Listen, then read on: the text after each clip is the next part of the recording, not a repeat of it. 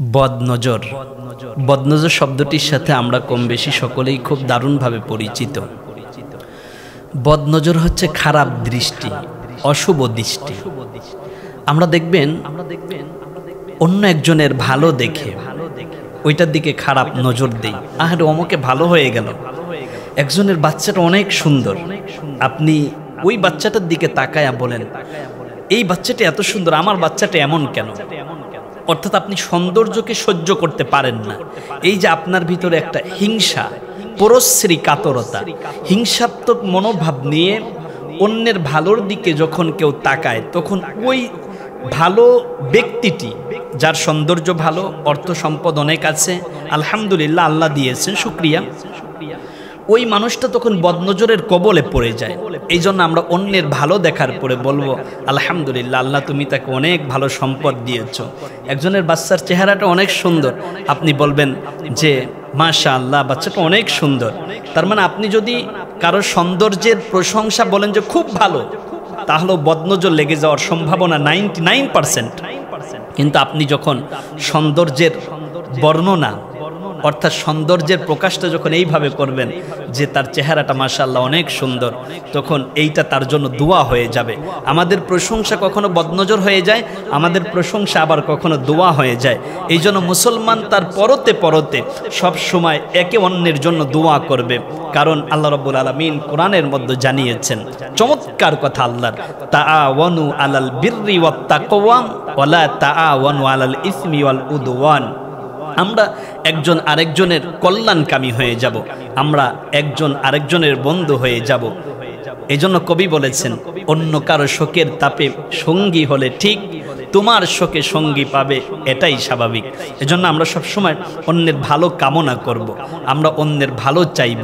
আপনি যখন অন্যের জন্য ভালোর দোয়া করবেন, আল্লাহ রাব্বুল আলামিন সেইটা তার জন্য কবুল না করলেও আপনার জন্য কবুল করবেন। সুবহানাল্লাহি ওয়া বিহামদিহি।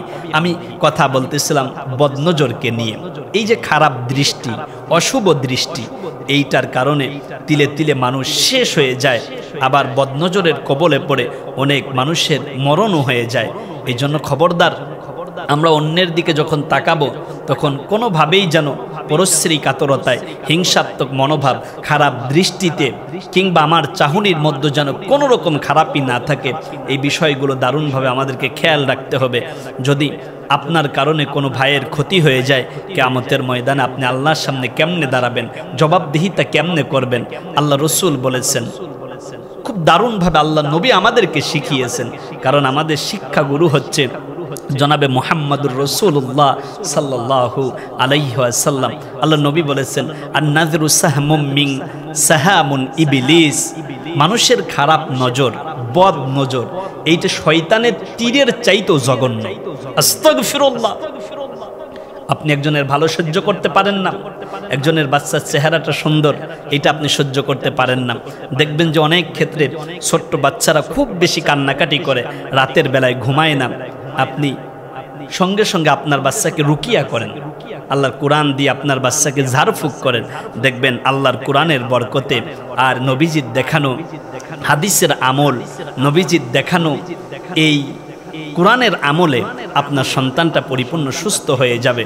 এজন্য আমার প্রিয় ভাইয়েরা, আমার প্রিয় বন্ধুরা, আমরা দারুণভাবে যে বিষয়গুলো খেয়াল রাখবো সেটি হচ্ছে আমাদের সার্বক্ষণিক জীবনযাত্রা যেন হয় আল্লাহ রসুলের আদর্শ মোতাবেক। নজর এমন এক জিনিস, নজর ভালো আলহামদুলিল্লাহ, নজর খারাপ না, তবে বদনজরটা খারাপ। আপনি কারো দিকে যখন তাকাবেন তখন হিংসাত্মক মনোভাবে তাকাবেন না, খারাপ দৃষ্টিতে তাকাবেন না। যদি কখনো আপনি বদনজরের কবলে পড়ে যান, গত 3 দিন আগে আল্লাহর এক বান্দা আমার কাছে এসেছিলেন, আল্লাহ তাকে অনেক অর্থ সম্পদ দিয়েছে, আল্লাহ তাকে অনেক সম্মান, প্রভাব, প্রতিপত্তিও আছে, খ্যাতি যশও আছে, কিন্তু অনেক ক্ষেত্রে মানুষ যখন এটা সহ্য করতে পারে না, তখন তার এই সাফল্যের দিকে মানুষ এমনভাবে তাকায়, বদনজরের কবলে পড়ে যায় সে। বাংলাদেশে এবং এই পৃথিবীতে বদনজরের কারণে হাজার হাজার মানুষ প্রতি বছর মারা যাচ্ছে। এজন্য আমাদের তাকানোটা যেন অন্যের কল্যাণের জন্য হয়, কারো দিকে তাকানোটা যেন তার অকল্যাণের জন্য না হয়, এদিকে খেয়াল রাখতে হবে। এজন্য বদনজরের কবলে যদি আপনি পড়েন, আপনি কিভাবে বুঝবেন যে আপনার বদনজর লেগেছে বা আপনি বদনজরের কবলে পড়েছেন? কথাগুলো আবার বুঝবার চেষ্টা করুন। আমি আপনাদেরকে বলতেছি, আমি আপনাদেরকে শিখাচ্ছি, আমি একজন আলেম হিসাবে আমাদের দায়িত্ব হচ্ছে যে শরঈ বিধান এবং ইসলামের দিক নির্দেশনাগুলো যথার্থ আপনাদের সামনে উপস্থাপনী দেওয়া। আপনি কিভাবে বুঝবেন যে আপনি বদনজরের কবলে পড়েছেন? আপনার মেজাজটা আর আগের মতো নাই, মেজাজটা খিটখিটে হয়ে গিয়েছে। একজন আপনার কাছে ভালো কথা বলে, সেইটাও আপনার শুনতে মনে চায় না, তার মানে ভালো কথাও আপনার কাছে ভালো লাগে না। ভালো কথা বলতেছে, আপনি অল্পতেই রেগে যাচ্ছেন। বাচ্চাদের সাথে আপনি শুধু শুধু রাগ করতেছেন, ওয়াইফের সাথে আপনি রাগারাগি শুরু করে দিয়েছেন, আপনি ইমাম মুসল্লিদের সাথে ভালো আচরণ করতেছেন না। এক কথায় যে আপনি অল্পতেই রেগে যাচ্ছেন। একটি প্রবাদ আছে, রেগে গেলেন তো হেরে গেলেন। রাগ হচ্ছে হারাম, এই হারামটা যদি আপনি গিলে ফেলতে পারেন তাহলে আপনি সফল মানুষ হয়ে যাবেন। আপনার খেতে মনে চায় না, অনেক রকমের রেসিপি আপনার ওয়াইফ করেছে কিংবা আপনার মা রান্না করেছে, আপনার মেসে অনেক ধরনের খাবারের আয়োজন, কিন্তু আপনার কিছু খেতে মনে চায় না। কেন জানি খাবার দেখলে আপনার কাছে ভালো লাগে না, খেতে একেবারেই আপনার মনে চাচ্ছে না। চেহারাটা ফ্যাকাশে হয়ে যাচ্ছে, চেহারার মধ্যে বিষণ্ণতা এক ভাব, চেহারাটা কেমন জানি বিবর্ণ হয়ে যাচ্ছে। আপনার চেহারার দিকে মানুষ তাকাইলে আপনাকে বলে যে তুমি আগের চেয়ে অনেক শুকিয়ে গেছো। কারণ কি? আপনার বুকের মধ্যে ধরপড় করে, মাথা ব্যথা করে, এরপরে লেখাপড়ায় মন বসে না, আপনার কাজে কর্মে মন বসে না, বন্ধু বান্ধবের সাথে আপনি যখন থাকেন তখন আপনার মধ্যে সেই উৎফুল্লতা, আপনার ভিতরে আগে যে ইমেজ কাজ করত সেইটা আর এখন থাকে না।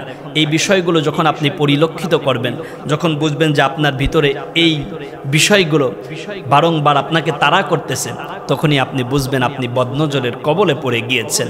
বদনজর থেকে বাঁচার জন্য আপনাকে কিছু হাদিস নির্দেশিত আমল করতে হবে। আমরা চলে যাই ওজার কাছে, চলে যাই কবিরাজের কাছে, আমরা চলে যাই ভণ্ডদের কাছে, আমরা চলে যাই এই নারার ফকিরদের কাছে। না, যদি আপনি কখনো বদনজরে পড়ে যান কিংবা কুফরি কালামে আপনি আক্রান্ত হয়ে যান, তাহলে এই শ্রেণীর মানুষের কাছে যাবেন না। আপনি রুকিয়া করার জন্য আপনি সর্বপ্রথম চলে যাবেন আলেমদের কাছে। আর নিজে যদি পারেন তা আলহামদুলিল্লাহ ভালো। নিজেরা বদনজরের কবল থেকে বাঁচার জন্য কি আমলগুলো করবেন সেই কথাগুলোই আমি আপনাদেরকে জানাচ্ছি। আপনি সার্বক্ষণিক তিলাওয়াত করবেন আউযু বিকালিমাতিল্লাহি তাম্মা মিন কুল্লি শাইতানি ওয়া হাম্মা ওয়া মিন কুল্লি আইনিল লাম্মা। এই দোয়াটা আপনি সার্বক্ষণিক তিলাওয়াত করবেন। ডেসক্রিপশনে দোয়াটা লিখে দিব যাতে আপনারা দেখে দেখে খুব দারুণভাবে এইটা তিলাওয়াত করতে পারেন সব সময়। আউযু বিকালিমাতিল্লাহি তাম্মা মিন কুল্লি শাইতানি ওয়া হাম্মা ওয়া মিন কুল্লি আইনিল লাম্মা। এই দোয়াটা আপনি বেশি বেশি তিলাওয়াত করবেন। অর্থাৎ 24 ঘন্টায় আপনি 8 ঘন্টা ঘুমান, এই 24 ঘন্টার 8 ঘন্টা বাদ দিয়ে বাকি যেই সময়টুকু থাকে আপনি যখনই সময় পাবেন তখন আপনি এই দোয়াটা বেশি বেশি তিলাওয়াত করতে থাকুন। এবং প্রত্যেক ফরজ নামাজের পরে একবার করে আপনি আয়াতুল কুরসি তিলাওয়াত করবেন। আয়াতুল কুরসি, আল্লাহু লা ইলাহা ইল্লা হুয়াল হাইয়ুল কাইয়্যুম লা তাখুযুহু সিনাতু ওয়া লা নাউম। এই আয়াতুল কুরসিটা প্রত্যেক নামাজের পরে আপনি একবার করে তিলাওয়াত করবেন। আর প্রত্যেক ফরজ নামাজের সালাম ফেরানোর পরে আপনি সালাম ফেরালেন, আসসালামু আলাইকুম ওয়া রাহমাতুল্লাহ, আসসালামু আলাইকুম ওয়া রাহমাতুল্লাহ। সালাম ফেরানোর পরে আপনি একবার বলবেন আল্লাহু আকবার, 3 বার পড়বেন আস্তাগফিরুল্লাহ আস্তাগফিরুল্লাহ আস্তাগফিরুল্লাহ। এরপর আপনি আয়াতুল কুরসি তিলাওয়াত করুন। আর ফরজ নামাজের পরে এই আমলগুলো তো আপনি মাস্ট বি করবেন। সকাল সন্ধ্যা একটা আমল আমি আপনাদেরকে শিখিয়ে দেই, এই আমলটা যদি আপনি কন্টিনিউ করতে পারেন আপনি কোনোদিন বদনজরের কবলে পড়বেন না। আপনার সন্তানদেরকে আপনি ঝাড়ফুঁক করবেন, আপনার পরিবারকে ঝাড়ফুঁক করবেন, দেখবেন বদনজর, অনিষ্টতা, শয়তানের শয়তানি, জিনের অনিষ্টতা, জিনের আসর, মানুষ শয়তান, জিন শয়তান, হার যেই বিপদ আপদ বালা মুসিবতগুলো আছে সব বিপদ আপদ বালা মুসিবত থেকে আল্লাহ কোরআনের বরকতে আপনাকে হেফাজতে রাখবেন, নিরাপত্তায় রাখবেন। এজন্য আপনি ফজর নামাজের পরে ফজর নামাজের পরে একবার সূরা ফাতিহা পড়বেন, 3 বার সূরা ইখলাস পড়বেন, একবার সূরা ফালাক পড়বেন, একবার সূরা নাস পড়বেন। এরপরে হাতের মধ্যে একটা ফু দিবেন, ফু দিয়ে আপনার পুরো শরীরে আপনি এভাবে মাসে করে নেবেন আর পড়বেন বিসমিল্লাহিল্লাযী লা ইয়াদুররু মা ইসমিহি শাইউন ফিল আরদি ওয়ালা ফিস সামাই ওয়া হুয়াস সামিউল আলিম। এই দোয়াটা আপনি পড়বেন। তাহলে সকালে যদি আমলটা আপনি করতে পারেন, সন্ধ্যা পর্যন্ত যাবতীয় অনিষ্টতা, খারাপি, জিনের আসর, জাদু টুনা, বদনজর থেকে আল্লাহ আপনাকে হেফাজতে রাখবেন। আবার মাগরিবের নামাজের পরে আপনি সেম এই আমলটা করেন, সারা রাত অর্থাৎ ফজরের আগ পর্যন্ত আল্লাহ আপনাকে নিরাপত্তার চাদরে রাখবেন। এজন্য বদনজরের থেকে ছোট্ট বাচ্চাদেরকে যদি আপনি নিরাপদে রাখতে চান, তাহলে খুব সকালে আপনার বাচ্চাকে আপনি খোলা জায়গায়, ছাদে কিংবা বাহিরে, গোরস্থানের কাছে কিংবা অন্য একটু জঙ্গল এরকম জায়গাতে আপনি নিবেন না। আর একেবারে ভর দুপুরে সূর্য যখন মাথার উপরে থাকে, এই সময় আপনার বাচ্চাকে নিয়ে আপনি ছাদে কিংবা বাহিরে এই জায়গাতে যাবেন না। আবার সূর্য ডুবে যাচ্ছে, সন্ধ্যা একেবারে ঘনিয়ে আসছে, এই সময় থেকে মাগরিবের নামাজ শেষ হওয়ার আগ পর্যন্ত আপনি আপনার বাচ্চাকে নিয়ে ছাদে কিংবা নোংরা কোনো জায়গাতে, এই জায়গাগুলোতে আপনি যাবেন না। তাহলে দেখবেন যে জিনের আসর পড়তে পারে। আর যে মানুষগুলো একটু খারাপ প্রকৃতির, কারো ভালো সহ্য করতে পারে না, অন্যের ভালো দেখলে যার জ্বলে, এক কথায় তোমার কেন জ্বলে রে বন্ধু, তোমার কেন জ্বলে। কিছু মানুষ আছে না যে একজনের ভালো দেখছে তার জ্বলা শুরু হয়েছে। এই প্রকৃতির মানুষ যারা আছেন তাদের সামনে আপনি কম যাবেন, আপনার বাচ্চাকে কম নেবেন। আর এই হাদিস নির্দেশিত আমলগুলো আপনি করতে থাকেন, দেখবেন বদনজর, জাদু টুনা, বান, জিনের আসর থেকে আল্লাহ কুদরতিভাবে আপনাকে হেফাজত করবেন। আল্লাহ যেন আমাদেরকে রহম করেন, আল্লাহ যেন সার্বক্ষণিক তার রহমতের চাদরে আমাদেরকে বেষ্টনী দিয়ে রাখেন। আল্লাহ আমাদেরকে হেফাজত করুন। আর হাদিসের উপরে আমল করে আল্লাহর পথে আল্লাহ যেন আমাদেরকে চলবার তৌফিক করে দেন। ওমা তৌফিকি ইল্লা বিল্লাহ। আসসালামু আলাইকুম ওয়া রাহমাতুল্লাহি ওয়া বারাকাতুহু।